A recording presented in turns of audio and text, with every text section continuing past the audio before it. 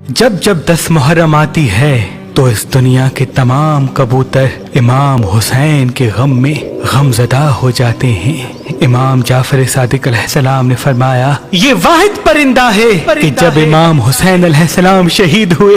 तो इमाम हुसैन अलैहिस्सलाम के खून को अपने परों पे लगा के ये मदीने की तरफ परवाज करते हैं,